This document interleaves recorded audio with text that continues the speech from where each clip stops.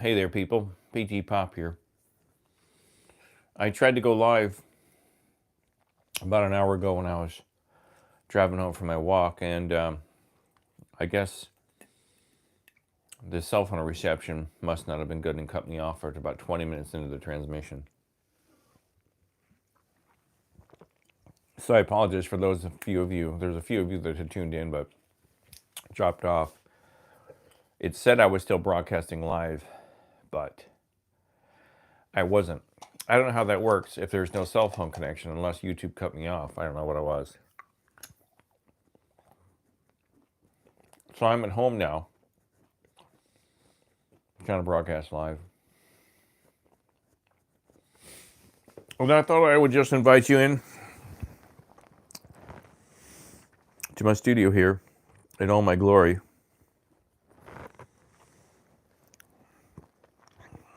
And discuss something here. It's a glorious day here in Cleveland. It's a beautiful day. It's already about 80 degrees at 10 in the morning. It's a beautiful sunny day outside. There's not a cloud in the sky. And I was driving around today and I was thinking about how many of the people you meet in life are living in a fantasy world.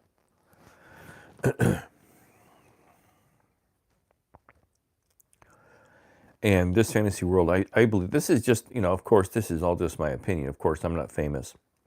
I don't have a degree in sociology. I don't have a PhD in cultural studies or psychiatry or psychology or anything like that. But just from my own observations and just from my own life experiences, I know that probably 99% of the people you run across in Western civilization are living in some type of fantasy world.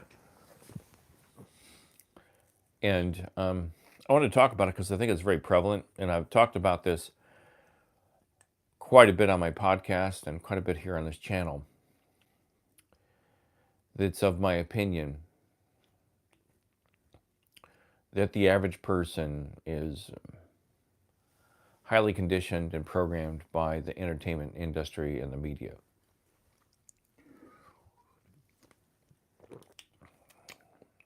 Most people in Western society are very impressionable. Well, I think worldwide, around the world, Western, Eastern, whatever faith you follow, I think people are very impressionable and easy to lead around. And whoever runs the show knows this, and they take advantage of it every chance they get. And I can tell you from personal experience that this is something that I was part of as a kid when I was very young. I bought into pop culture at a very young age, before I even knew what it was. I bought into the rock group The Beatles at the age of 8, and I was a fanatic about the rock group The Beatles. I mean, I was just cuckoo for Cocoa Puffs for the Beatles. Oh, it's not plugged in. What do you know? Let's plug this puppy in. Let's plug her in. There we go. If it does any good. But I was cuckoo for Cocoa Puff for the Beatles, and I went into, see, it's of my opinion that I grasped onto the Beatles with such great fervor and strength, and was so incredibly into them because of the surroundings and the environment I was growing up in a dysfunctional family, and I had to escape the pain of the mental and emotional anguish of what I was experiencing as a kid. And I can imagine that if any of my siblings are watching, if they're still alive, I don't know if my siblings are even still alive, but if they're watching, they're like, oh, here he goes again, talking about his horrible childhood. It wasn't just mine, it was all of ours, each of us. We each see it differently, but we each experience trauma. And I know that that's one thing we all have in common. And we each escaped in our own ways, but for me, originally I escaped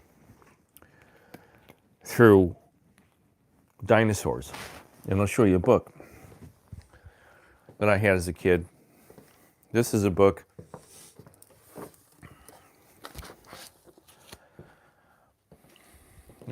I had as a kid. This is the Golden Treasury of Natural History. And it's a book I had when I was a really little kid.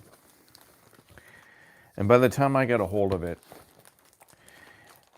the dust cover had come off of it. It was gone. It had been torn and tattered. But the only thing left of it was the green cover, and I called it my green book. At the age of 2 or 3, I would carry this book around with me because it had all these fascinating pictures in it of dinosaurs. And this is the Golden Treasury of Natural History by Bertha Morris Parker. And we're talking about circa 1968, 1967, 68, I discovered this book. It was probably a book of one of my siblings that my parents had bought for them when they were younger. And I had quote, inherited it in some way, shape, or form. And the illustrations within this book are just fascinating of the dinosaurs. But there's all kinds of wonderful illustrations in this book.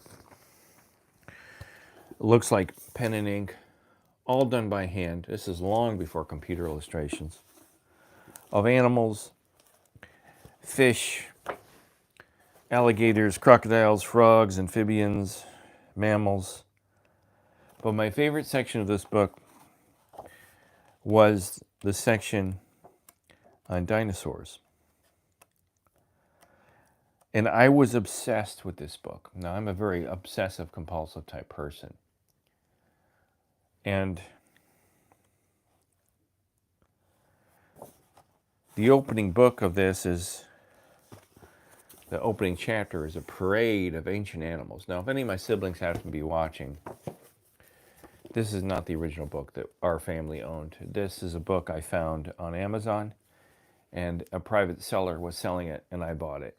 Because the actual copy that we had, whether you believe it or not, I didn't withhold it from you. It fell apart. It was sitting in a closet in our house in Chardon.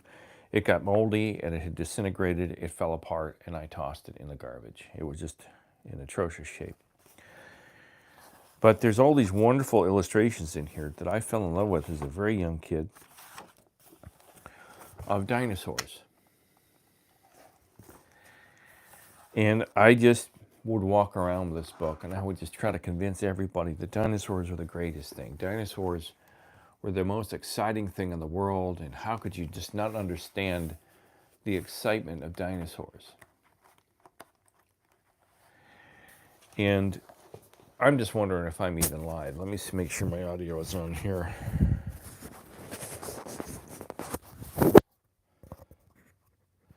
Audio's on. Since I'm live, but nobody's watching. And usually I get early in the morning, I get lots of people to watch, but maybe not today. But these are some of my favorite. And I love this one. And one day, I don't know who did it, probably my sister took me to the Cleveland Museum of Natural History down at University Circle, because both my parents are probably they were half in the bag and they couldn't take me. And they, in the front of the Cleveland Museum of Natural History, they have this big sculpture of a Stegosaurus. And I was just like, "Wow, my God, this is so amazing," But I kept diving into these fantasy worlds to escape from what I believe the pain and the torment of living in that weird, tumultuous environment of 2 alcoholic parents and poverty and all the uncertainty of those times. And I kept finding ways to escape into fantasy worlds, and that was the ages of like 2 to 7, I was into dinosaurs. Then at 8, I discovered the rock group, the Beatles. And it was on the 10th anniversary of the Beatles coming to America. I saw an anniversary special on TV, and I was like, "Oh my God, who are these guys?" It was on TV. It was like on 60 Minutes. And I was immediately obsessed with the Beatles. So I escaped into the fantasy world of the Beatles. And everybody I met, even at the age of 7, 8 years old, 9 years old, all the way up to probably like 40. It's like, "Yeah, have you heard of this group, the Beatles, man? You've got to watch their movies. You got to hear their music. You got to wear their hairstyle. You got to hear their philosophies," And I got really, really into it, man. I just was totally totally going gaga over the Beatles. And I kept trying to fit everybody that I could meet into my fantasy world.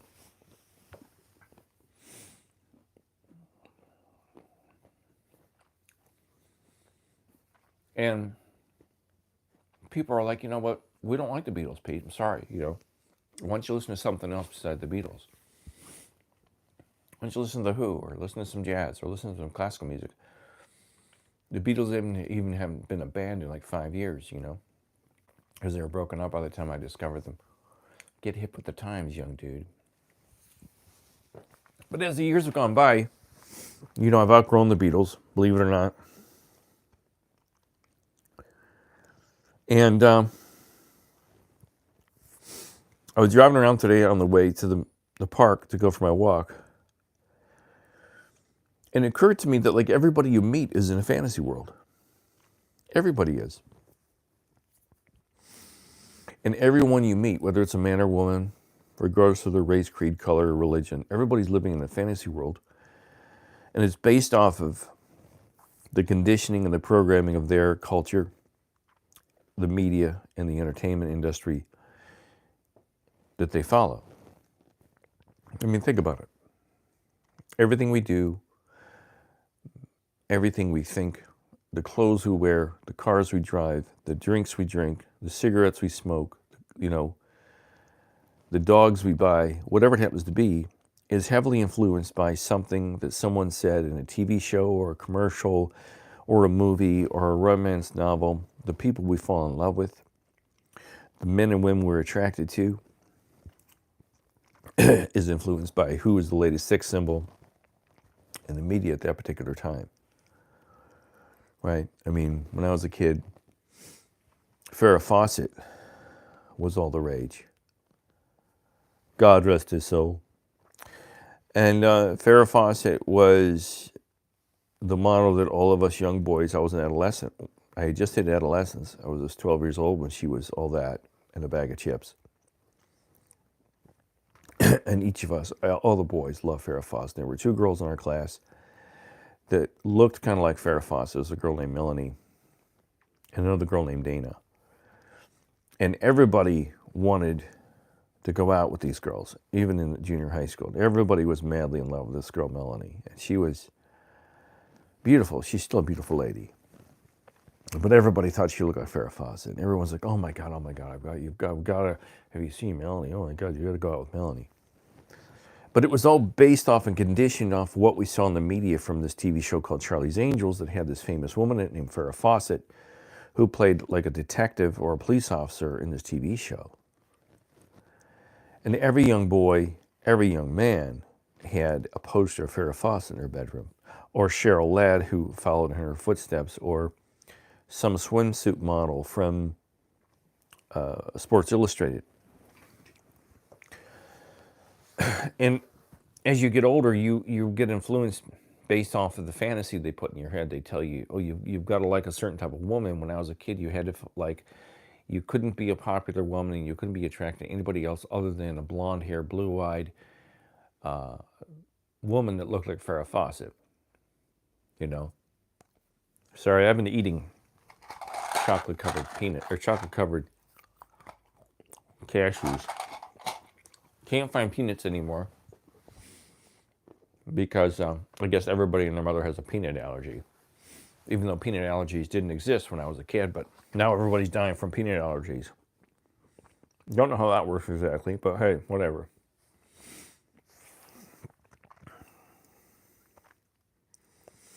So as you get older, you keep meeting people, and you meet people in high school. When I was in high school, I tried to squeeze people into my fantasy world of the Beatles. And I say, hey, have you heard of this rock group, the Beatles? Like 99% of the guys and the girls I went to high school with were into like Def Leppard, and they're into Metallica, and they're into Ozzy Osbourne, and all these really heavy bands. Some were into Kiss. Most of them were into really heavier stuff than I was into, and they thought the Beatles were like pussy, really wimpy music. I said, oh, no, you got to listen to the Beatles. You got to listen to the Beatles. And I'd say, no. They'd say to me, no, you got to listen to Kiss. Here, listen to this Cheap Trick record. Here. A friend of mine named Mike, he's like, Here's a Cheap Trick live at Budokan Hall. Listen to this. It's better than the Beatles. And he wasn't too far from wrong. That's a pretty good album if you ever listen to it. But it seemed like everybody you met, there was like this battle of who could squeeze who into whose fantasy world, you know? Hey, Pete, why do you dress so uptight? Why do you just wear corduroy pants and polo shirts and a nice little brown jacket? Why don't you put on a leather jacket and smoke Marlboro Reds? Well, you know, and everybody tries to squeeze you into their lifestyle and their fantasy world that's been concocted and constructed by the media and by entertainment. Now, from this point forward, I'll just refer to the media to mean all forms of entertainment, including the news. And as you get older and you hit adolescence and you begin to become interested in the opposite sex, if you're heterosexual, or the same sex if you're gay, your head is filled with preconceived notions as to what romance should be, based off of what you've seen in sitcoms, in movies, and romance novels, what you hear in songs. Music played a heavy, heavy influence on me of what love was supposed to be. You know, you were just supposed to go up to a girl and say, hey, you know, I love you. You're great. I want to hold your hand. You know, she loves you. Yeah, yeah, yeah. And the girl's supposed to go, oh, really? Oh, you're so gorgeous. Let's go out now, you know. Just like in Happy Days, you're heavily influenced like when I was a kid. You know, the big shows were like Happy Days and the Brady Bunch, and everything just worked out in a half an hour to an hour, and the dad and the mom were level-headed and easygoing. They always thought the right things. Captain Kirk was always saving the universe from some horrible alien planet. You know, everything was resolved peacefully and thoughtfully in an hour. You know, Joni Loves Chachi. As I got older, there were films like Sleepless in Seattle, you know, As Good as It Gets, with Jack Nicholson as a OCD guy that fell in love with Helen Hunt, and he wanted to be with her, you know. In a million years, that movie would, in real life, that never would have happened. A woman like Helen Hunt with a kid would fall in love with this old guy that's like 40 years older than her. I still cringe at the scene where the two of them kiss. But hey, it's fantasy. Everything's fantasy. But when you watch this stuff and you're an impressionable Westerner, you go, wow, maybe it really is possible, you know. And then as you're a kid, especially a boy, when you're a young man, you get very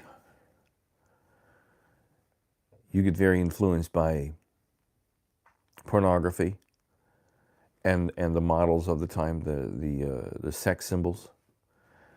And you go off into relationships based on what you've seen. Well, when I was a kid, it was Playboy, Penthouse, Hustler. And your mind thinks, well, that's what sex is. You know, no one talks to you. Nobody sits down and says to you, this is what sex is all about until you get to health class, like in 7th grade. But you walk into everybody's life, every woman's life. You're straight, you walk into every woman's life, and you try to fit her into your fantasy world. And every guy I know, myself included, would meet a woman and think, well, how does she fit into my sexual fantasy world? Will she wear these clothes? Will she swing from a trapeze? Will she ride the pole? Whatever, you know, it happens to be. And it's all based off of stuff we've seen that is totally unrealistic. And it just occurred to me that everybody you meet, even today, see, I consider myself somebody who has divorced himself from the Matrix. And I'm on the outside looking in, and I'm watching all these people living in this fantasy world. And they're trying to get everyone else to live in a fantasy world. You got to have a certain type of house because that's what the fantasy programmers told you. See, when you're very young, they start to program you and condition you with fantasy thoughts. There's magical creatures that are going to bring you chocolate in the shape of rabbits, and there's little fairies that are going to bring you money for your teeth. And there's magical fat men, jolly fat men that somehow come down a chimney and bring you gifts. And then when they get you all conditioned with that kind of fantasy, they start to throw in the magical creatures, the magical men in the clouds that are watching everything you do. And if you say nice thoughts about people, their diseases will magically disappear. All right? The magical men in the clouds are everywhere, and they're watching everything you do.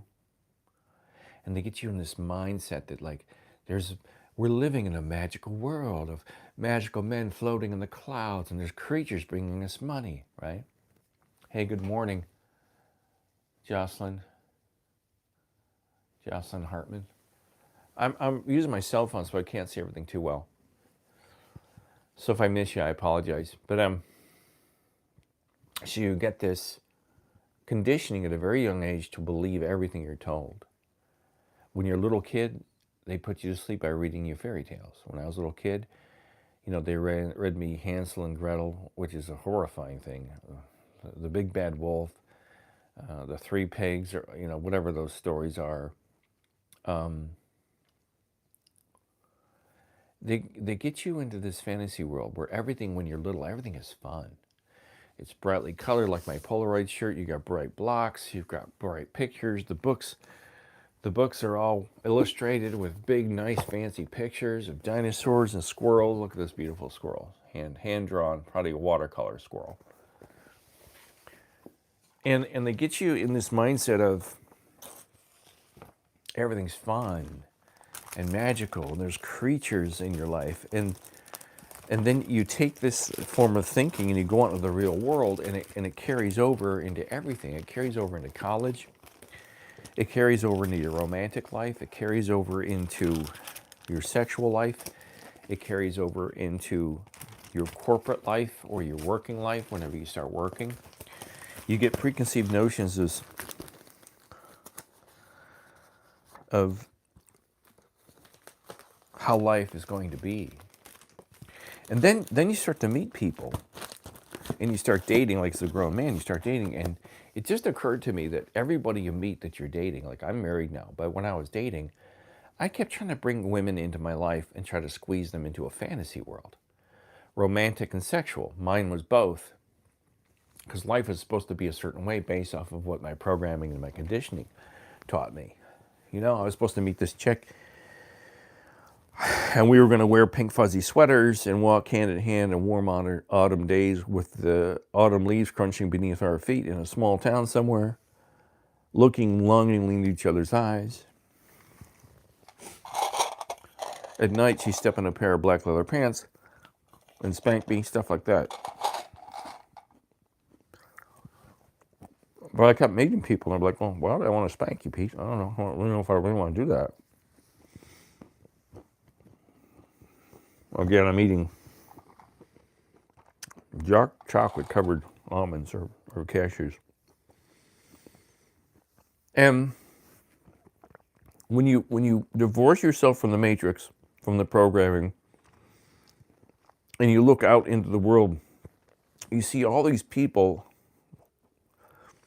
dressing and living in the way they were conditioned and programmed by society, which I refer to as the matrix.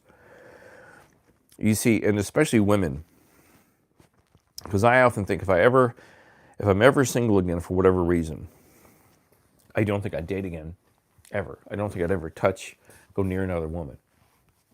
Because women today have this preconceived notion that they're princesses and they're goddesses and they're queens. I don't know where they got these ideas from, but I got a pretty good idea. Society, social media, Instagram, TikTok. TikTok's filled with black queens. Why black women think they're queens, I have no idea. I've dated a variety of black women, and they all kind of even back then, 30 years ago, they had the same complex. They thought they should be adored and worshipped. Those relationships didn't last too long for me. But the women in general today, they all have this. I mean, women have this, especially the really good-looking women. This isn't probably a new thing, but most women think that they should be treated like queens, that they should find a man who's gorgeous, who has a six-figure income, if not a higher income, who should wait on the man hand and foot, provide for her, give her security, protect her, let her work if she wants to, and he's going to provide her with children. He's going to give her a platform from where she can bring forth human life into the world from her loins. And the man is supposed to be like this flawless Adonis who just comes into her life, rippling with muscles, who's also, this guy's also got to be compassionate, kind, caring, but strong and protective, you know? And you see this all the time. These women with the nails and the lips and the eyes and the fake boobs, they all think they're deserving of this Adonis, who is this consummate male who is going to do everything for them and kind of let them do what they want to do in life. But guys, it doesn't exist. I mean, think about all the men out there who are CEOs, the C-suite type guys. These guys all put out the fantasy that they're living this great life, right? They're putting out this fantasy that they have the money and they have the house and they have a house in the Bahamas and they have the cars and they have the wife. They have the trophy wife. But behind closed doors, and what you'll always find out in the media, is that the guy's also got a girlfriend in Tahiti, and he's got a girlfriend down in Florida, and he's got a girlfriend in Canada. Meanwhile, his trophy wife is at home in the multi-million-dollar mansion taking care of the 2.5 kids, the golden retriever, and taking care of the landscapers, and she's having an affair with the pool boy. You know, the 22-year-old pool boy that comes by and cleans the pool every now and then. I know people, I know somebody, a friend of mine, who left her husband for a guy who was married, who had all the money. He had a big mansion. He had the trophy wife. But she thought that he was into her. She divorced her husband, went after this guy, and he just was basically just using her to wet his whistle, so to speak, or wet his wick, get his wick wet. Because she fell in love with the idea of the rich guy and the mansion and the cars and the money.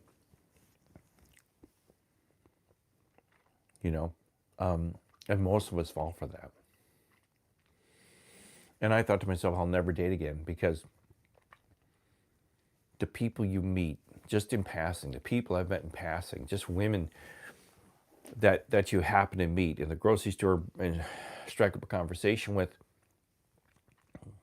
you can tell that they're just like, they're living in a fantasy world. You realize that if you ever date again, and this is me talking to me, Pete, if you ever date again, let's say, you know, you're divorced or whatever happens, and I'm single again, and you meet a woman, you're going to have to try to figure out what fantasy world she's living in and if it matches your fantasy world, right? And then you've got to incorporate her ex-husband, her children, her grandkids. At my age, you've got to incorporate the ex-husband or husbands, children, grandkids, and all the baggage that comes with all that. And I'm like, why would I want to do that? Why would I want to put myself through that? I consider myself a fairly compassionate, kind person to an extent, but I can only handle so much. There's only so much I could handle. And especially if I meet a woman who feels that she's going to have an Adonis, I would not fit that bill. I would not meet that woman's needs because I don't have the six-pack. I used to when I was in high school. I played football. I don't have a full head of hair. I don't have a well-paying job. I don't have millions of dollars in the bank. So that eliminates like 90% of the women that are out there. And then the other ones that are roaming about, that are divorced, are dragging around all this baggage from the fantasy that they thought they wanted that never worked out 1, 2, 3, 4, or 5 times. I've got ex-girlfriends that have been married 5 times. I've got friends that have been married 2 or 3 times. Guy friends. Because we all go into this fantasy world. We go into these relationships like, how can I fit this person into my fantasy world? Do they fit my fantasy? But we're all living in a world of illusion. And I'm not talking about biblical stuff. I'm talking about basic conditioning and programming in our society of what people think they're going to get in the real world. Whether it's a job, it's a fantasy world. So you go into a job, I can speak from personal experience. When I left college in 1988 with my degree in communications, they had convinced me in college through my student advisor and all of the powers to be, all the professors told you you're gonna be someone, Pete. Now that you've got this degree, you're gonna go out in the world, and they are just going to be pounding on your door to get a job for you. You get your interview skills down right, and you go out there, and they're going to give you money hand over fist. All right, they build you up, and they make you think that college degree is everything. And for those of you that are anti-Gen Xer, I'm a Gen Xer, but myself and many of my friends that went to college never used our degrees, and I have still yet to use it. And I found out after I got out of college, not only couldn't I use my degree, it wasn't even a real degree. There was nothing in the real world that it applied to. There was no practical use for the degree in the corporate world. And there still isn't, and there never will be. So I went out into the real world, and I got hit in the face with reality. Reality said, you got to take a job, pretty much take any job. Your degree will get you your foot in the door, but once you get inside the corporation, you're finding out that it's nothing like the fantasy worlds that they build up in these fictitious companies in business classes in college. There's so many different variables in the corporate world you've got to contend with as an employee.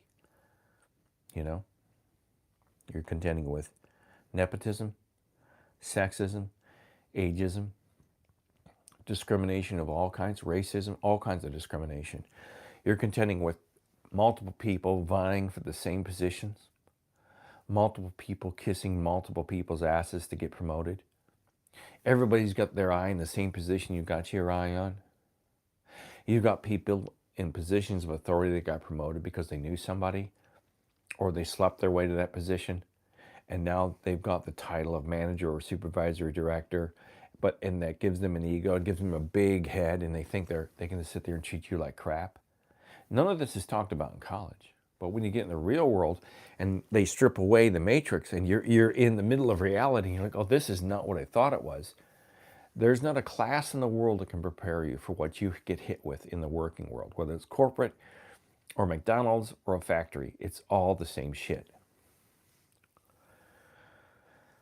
And the problem is that with the conditioning of the entertainment world and the media, it puts all of us in a fantasy world. It puts us all into this weird mindset of we go off chasing after rainbows, puppy dogs, and kittens. And we get hit in the face with, a hammer. And wait a minute, this isn't rainbows, puppy dogs, and kittens. What happened to my rainbows, puppy dogs, and kittens? How come my girlfriend doesn't want to do backflips in the bedroom for me? How come I'm not getting raises like they told me I'd get in college? How come life isn't like I thought it was? And then everybody gets depressed, right? Everyone's depressed. All the people out there that are depressed, I bet you 80% of the people out there that are depressed because they can't achieve something that they'll never be able to achieve, and most people never get it. In my entire community right here, almost every single house, somebody's going through something. Serious shit. Nobody prepares you for that in college. I know at least 4 people that are nurses here in the Cleveland metropolitan area.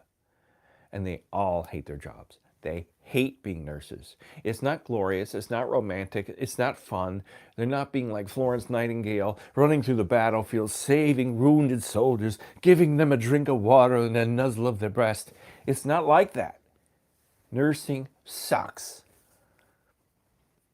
It's horrible.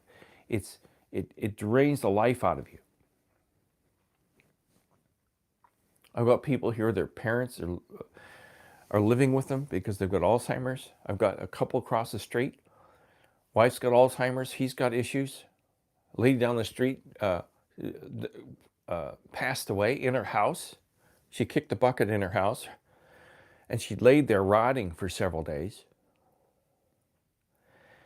So somebody finally discovered her, took her away. Her niece, who was very close to her aunt, came to clean up the mess. To clean up the house to get it for sale. And she had a heart attack because she was so distraught over what had just happened to her aunt that she was in there trying to clean up the mess. That's reality. You know, that's the reality of it all. And when you start seeing that, like, there is no happily ever after, and you see all these people depressed because they can't find their happily ever after, they can't find their rainbows and their puppy dogs and their kittens, it's because it's not there. You were told it's there, but it's not there. Everything is hard work. Look at me, I'm almost 60 years old. I've got so many aches and pains at the age of 60, and I didn't abuse my body the way some of the people I know did. I stopped playing football in 10th grade. But genetically, I'm finding out through my siblings that we've inherited what bad hips. I've got a bad right hip. My knees hurt. I'm probably 30 pounds overweight. I need to lose weight, right? But as I get older, despite the fact that I didn't abuse myself too badly, I did a little bit, you know, that's the reality of it. There is no fantasy world. There's no escape from this. If I left this house right now and left my wife to go live with someone else, these things are going to chase me everywhere I go because that's what I inherited from my genetics. There's no running away from it. There's no running away from the fact that when you meet a person to be in a relationship, gay or straight, you're going to have to figure out what that person's fantasy world is. Do you fit in their fantasy world? Are they living in reality, or do they have both feet securely ensconced in a fantasy of romantic love? Come to me, darling. Let me love you. Let me nuzzle you while we watch old romantic movies on a rainy day. Come on, guys. I've been in relationships like that. I've been with women like that. The greeting card sentiment and all that bullshit. I was with a young lady. I was engaged to somebody before I married my wife. A couple of years before I met my wife. All the greeting card sentiment in the world. Oh, I love you, darling. I love you. I love you. Do you love? I love you. We're going to live forever together in each other's arms, living and loving one another forever. Let me give you another greeting card. Yes, dear lover, I love you so much, right? Well, when push came to shove, she laid down the law. And at the time, I owned a house that I inherited from my mom. The house I grew up in, my mom left it to me. Well, this broad said, hey, I love you, but I'm not living in my dead mother-in-law's house. It's moldy, it's small, I don't want to live in it. So like a pussy and a simp, I sold it. And then she announced that she wanted to have kids right away. Greeting card sentiment out the window. Darling, fuck you. I want to have kids. Get rid of the house. We're going to go live in an apartment. And I fortunately sobered up, so to speak. And I went, oh, shit. I don't want to marry this chick. She's crazy.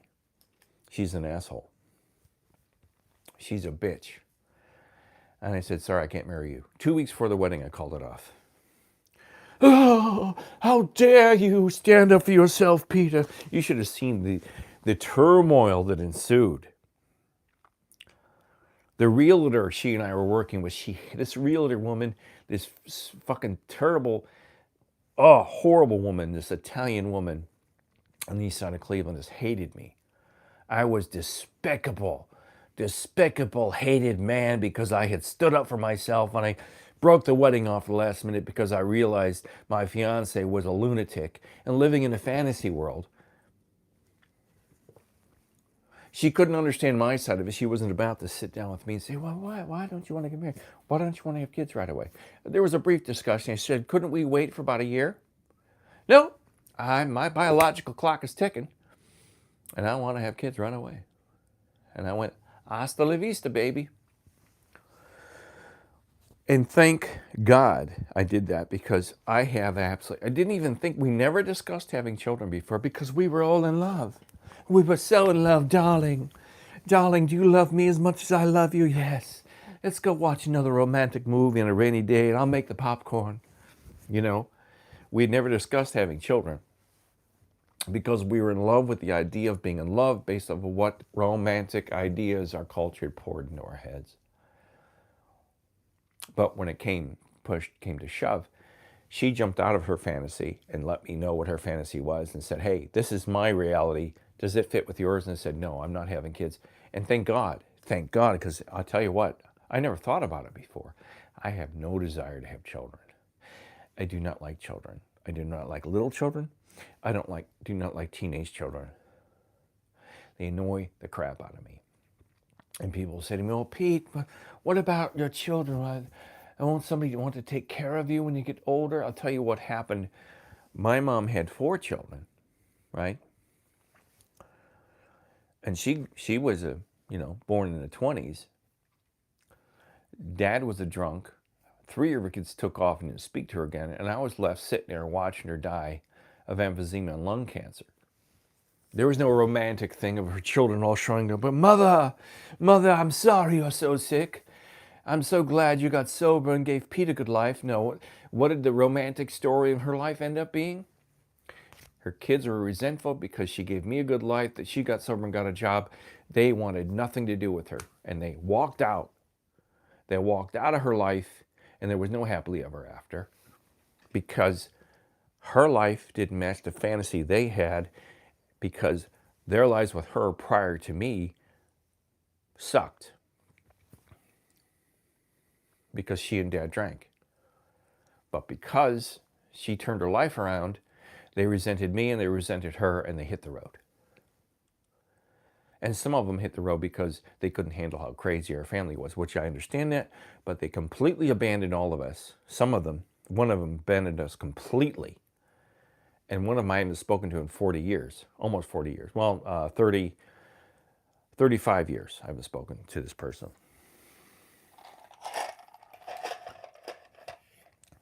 Well, I sit here and eat chocolate-covered cashews.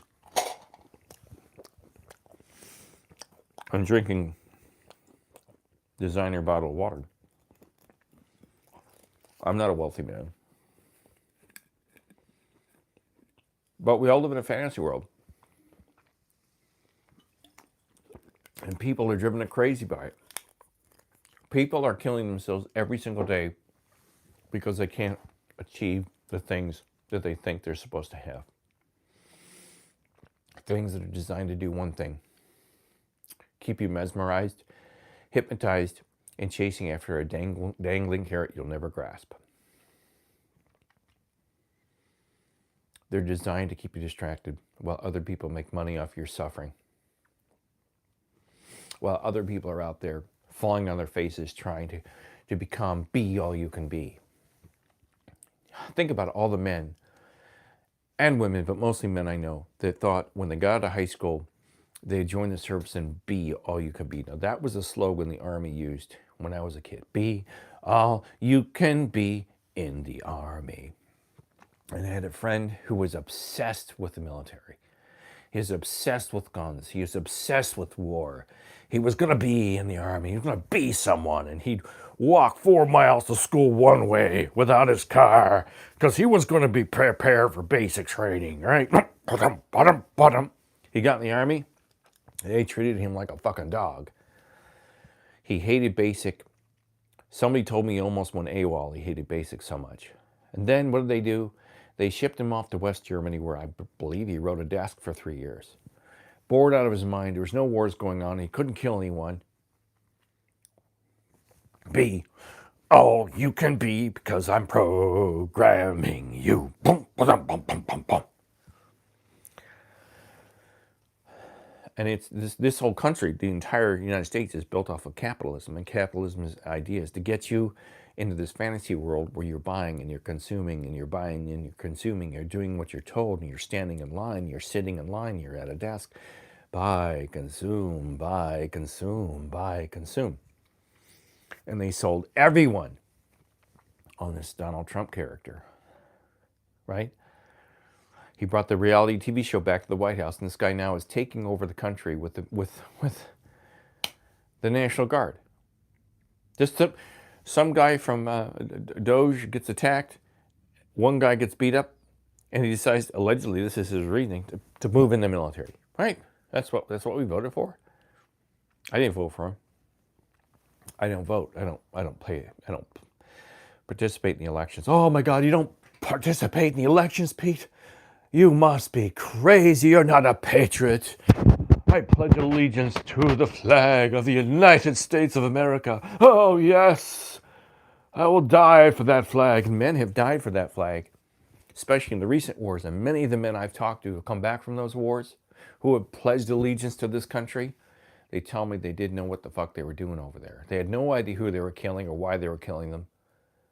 And you know there's thousands of guys and gals that will tell you those stories. But hey, I'm just a hypocrite, anti-patriotic. But they get you convinced. They get you convinced that there's going to be a white stallion and a man in a white Stetson and a white stallion galloping down from the mountaintops who's going to rescue you. That's the other fantasy they tell you. There's always a man. It's always a man's going to come rescue you. There's lots of women out there like, well, I wonder what it would be like to have a female president. Well, they're all bought and paid for. But they give you this fantasy that women are more level-headed, that women are more compassionate. And, oh, come on. Come on. You get to that level of power, what do you think goes to your head? Power goes to your head. Your ego inflates. Doesn't matter if you're a man or a woman. Doesn't matter what's between your legs.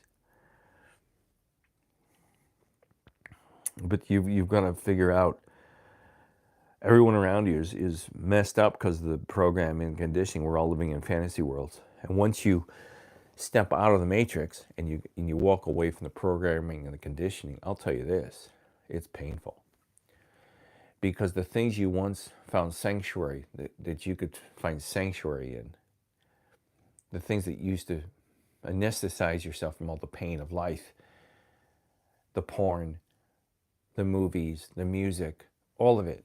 Once you are finally divorced from all that and it no longer has control over you, life is painful and you've got to figure out how to live life without the vices and the distractions, because once you leave the matrix, the vices and the distractions no longer work. They don't help you. How do I know this? I know this from personal experience. Do you know how many years I spent trying to become a rock star? It's not tuned. Thinking I was going to become somebody. I was going to be all I could be. I was convinced that just a guitar and a song was going to get me somewhere. And how many guys and gals do we know that bought guitars and drum kits and bass guitars, and they brought pianos and keyboards? Thousands upon thousands upon thousands of people around the world all thought they were going to be the next thing. And that's an entirely different topic, but it's a fantasy world. They get you in a fantasy world, thinking if you can play the guitar, if you try hard enough, if you just put forth some effort, you too can play in the NFL. If you just put forth the effort, if you just believe in your abilities, you too can be an opera star. You too can be a classical actor. You too can be the chief executive officer of Amazon. You too can be a big-time attorney for a major law firm. I'll tell you what, people, there's very few people that make it that big. Maybe the attorney thing. We know a couple of people that are partners in law firms that worked hard and got there. But those are more tangible things. Law, being a doctor, being an engineer. I've got a nephew that's a very successful engineer. I had a brother that was a successful architect. But these are tangible careers. When you're talking about the entertainment world, when you're talking about becoming a C-suite type person, chief executive officer, all that stuff, there's only so many of those people to go around, and most of them have connections. They've been rubbing elbows with the right people in the right places for years. They're living in a completely different fantasy world. You know, they're anesthetized, they're immune to a lot of the legal things that we're all immune to, and they play by a different ballgame. And the thing that gets me the most about this, talking on here to all of you, is that most people will never hear me because I'm no one. I don't have a PhD. I'm not a psychologist or a sociologist. I'm not a famous author or actor. Most of the people that talk about that stuff, you know, the Joe Rogans of the world, he's no one. He's really no one. He's just a failed comedic actor and comedian who happened to get a popular podcast. But I bet you he's also got a manager and a whole marketing team behind him. He's probably got 80 people that work for him. But most of you don't know that. You don't know the behind the scenes of these famous people. This Dan Bongino, former Secret Service agent is now the deputy assistant director to the FBI. Everyone's like, "Oh man, he's gonna be so great. Gee willikers, he's out there for us." Well, there's a couple of reasons he got the job. Probably one, they wanted to shut him up. They probably want to get control of him. Because think of it, since he had this big falling out with Trump, you haven't heard shit from this guy. Because they probably told him to shut the hell up, or we're going to make your and your family's life difficult. And now he's got to sit there and go, fuck, I'm screwed. I gave up my podcast to be here. But he's probably already ensconced with all that. You got to ask yourself this question. How does a former Secret Service agent get to go out there on a podcast and on radio and TV and talk about being a Secret Service agent? That's a pretty, not clandestine, but it's a pretty secret thing. But this guy goes out there and blah, blah, blah, blah, blah, blah, blah, blah. You don't think maybe he's a shill? He's a plant? You don't, Tucker Carlson, he's part of the fantasy. He's part of the programming. You don't think he's CIA? Nobody sits back and goes, that guy's a little bit too, he's former CNN, and he's just, now he's anti-media, and all of a sudden he's promoting all this like pro-Trump, this, where did he come from? He used to work for the enemy. Now he's out there just taking care of you and me. He just loves us. I'm Tucker Carlson. Oh, American people, you got to believe me. I used to work for the bad guys, but now I'm out here for you. Really, believe me, with my little queer little girl, laugh. Really? You believe a guy like that with a bad toupee like he's got just because he likes guns and he smokes cigars or whatever he does? And this is the other thing with these guys in the fantasy world, Joe Rogan and all these guys. They sit there and smoke cigars and drink beer. You know why they do that? So they can pull all of you dorks out there, all of you men out there that think that's being a man is smoking cigars. I've lost count of how many men think that they're men. They're men because they smoke cigars and they drink beer. Yeah, that's what I do. And I'm a better man than you because I smoke bigger cigars. They look like big brown dicks, don't they? I think these guys all have an oral fetish, if you ask me. They love sucking something. And it's dark, and it's long, and it's hard. But they're men. Don't you dare question their manly abilities because they can smoke cigars and drink beer on a podcast and blow the smoke in the camera. I'm Joe Rogan. Hey, want a beer with me? Who's the other guy that does it? Is that one guy, Jon Stewart? Is that his name? He's like this, I don't know if he's Jewish. He's very East Coast. It was Jon Stewart. I got my cigar and my beer here. It might have the wrong name.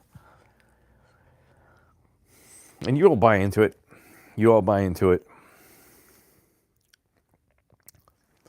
Meanwhile, Donald Trump is militarizing our cities and bringing in the National Guard in order to protect us because Donald Trump is making love to. I'm Donald Trump. I've got executive orders me and Melania came up with in the bedroom. It's a great thing. You, the American people, I'll take care of you. I will cuddle you and fondle you and make sure you're protected from the mean, nasty, wasty brown people. Oh, and you're all buying into it. You're all bought into it. You all bought into it. And now look what he's doing. I don't hate the president. I just think he's full of shit. He's completely full of shit.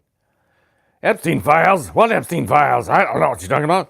This thing here. No, there's no, we don't have that. Nope, sorry, I never mentioned that. Melania, we're going to get an executive order saying there's no such thing as Epstein. He never existed. Executive order, you're not allowed to think about it.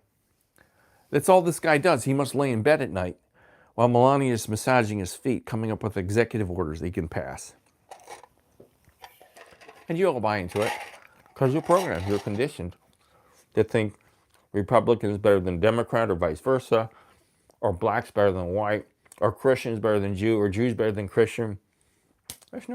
We're all the same. You strip away all the religion, you strip away all the race problems. They got us all in the same goddamn boat, fighting each other, grabbing at each other's throats, trying to kill each other. And that's the exact fantasy world they want you in. They want you fighting each other. They want me fighting my neighbor. They want you rioting in the streets. They want Democrat versus Republican. And we're all about to lose our minds.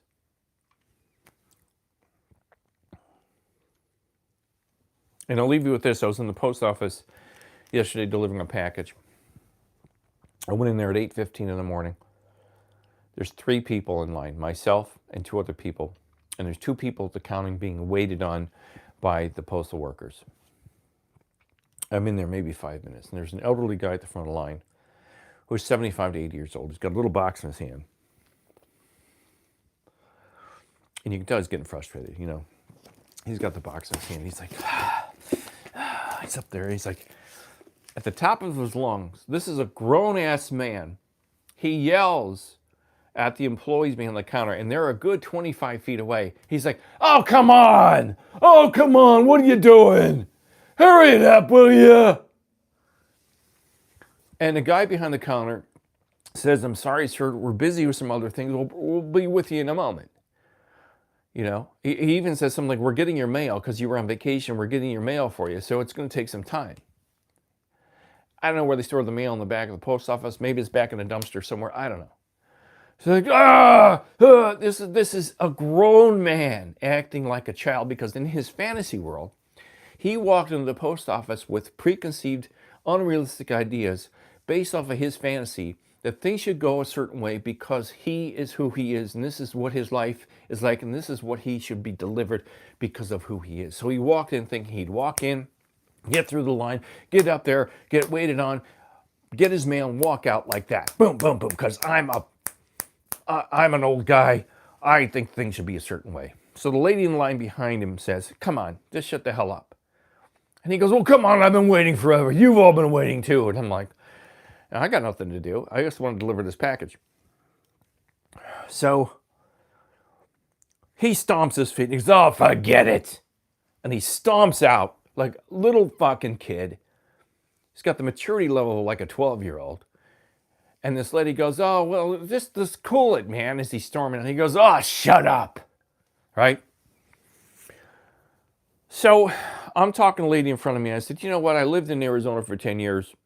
And when I went into my post office, it was like 2 miles from my house. By this time in the morning, there was a line out the door of at least 20 people. And you'd be standing in line for at least 40 minutes to deliver a package. I said, this is heaven compared to that. She's like, oh, yeah, I know. She goes, and then her fantasy world came out. She goes, you know what I think? I think all that man needs is Jesus. And I'm like, in my head, I'm rolling my eyes. I'm like, yeah, that's all that guy needs is Jesus.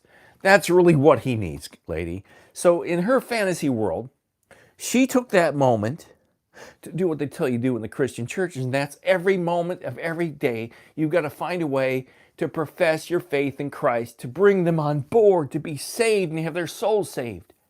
Right? This freaking crazy bitch was talking about Jesus while this grown man could have come back into the showroom, the showroom or the post office with his 9mm and shown us all Jesus right then and there. Right? He could have been a lunatic. He probably was. He probably considered it. All we need is Jesus. Yeah, that's what we need. That's what the guy needed. Jesus would have calmed this guy down. Nothing about his childhood trauma that probably went through that made him an asshole as a grown man, or the trauma he's gone through as an adult, or the trauma he's gone through probably with 2 ex-wives, or whatever he's gone through, who's turned him into this psychobabble old man who's yelling at postal workers who are just making probably barely enough money to get by. Jesus is going to solve that, yeah. That's what I mean. Every person you encounter is living in a little fantasy world based off of magical men in the clouds and entertainers and stars and athletes.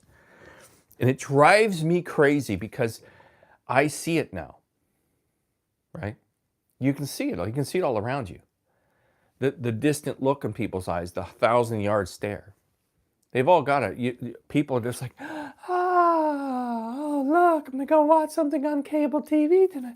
Oh, look, my iPad. Oh, there's a glorious show on Hulu. Oh, me look at it. Oh, bedazzle myself on Hulu. Netflix too. Oh. You know, it's scary, man. I'll just sit here and eat my chocolate-covered cashews and pretend I'm a star here on here, which I'm not. I never will be. Because there's pre-selected people that are out there making millions of dollars off this so they can keep you in a fantasy world. I'll never be anything because I'm trying to wake you up. I'm a nobody. Joe Rogan isn't trying to wake you up. He's trying to entertain you so he can keep the cash coming in. I make nothing at this. I make $50 a month, maybe $100. Maybe they've almost got me up to $100 this month. They're teasing me. They got that carrot dangling in front of me where my monetization is at $99. I'm just a baby's breath away from making $100 this month. All right, what fantasy world do you live in? Let me know. Bye.